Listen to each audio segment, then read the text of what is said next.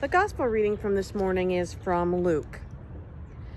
That same day, two of them were walking to the village Emmaus, about 7 miles out of Jerusalem. They were deep in conversation, going over all these things that had happened. In the middle of their talk and questions, Jesus came up and walked along with them, but they were not able to recognize who he was.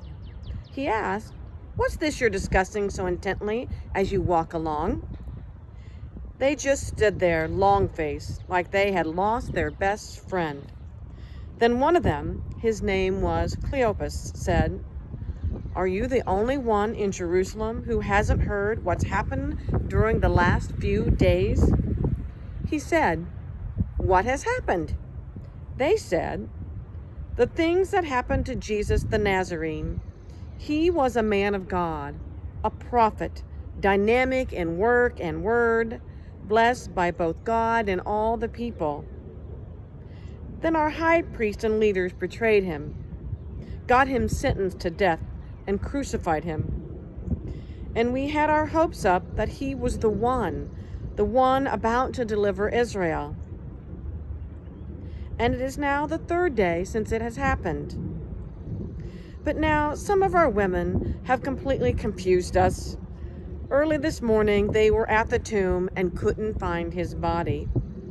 They came back with a story that they had seen a vision of angels who said he was alive. Some of our friends went off to the tomb to check and found it empty, just as the women said, but they didn't see Jesus." Then he said to them, "So thick-headed, so slow-hearted, why can't you simply believe all that the prophets said? Don't you see that these things had to happen? That the Messiah had to suffer and only then enter into his glory?"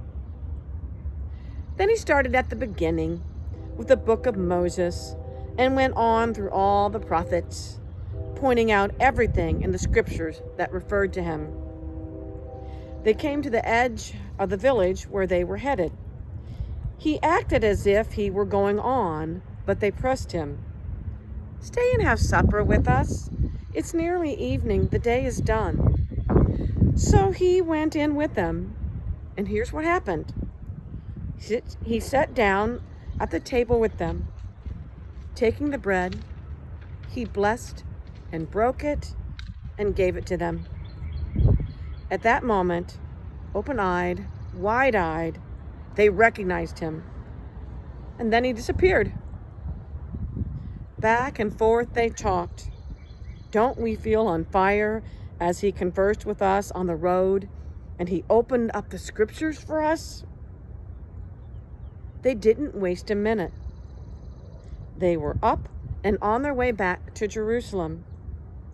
They found the 11 and their friends gathered together, talking away. "It's really happened. The Master has been raised up. Simon saw him." Then the two went over everything that happened on the road and how they recognized him when he broke the bread. The word of the Lord. Thanks be to God.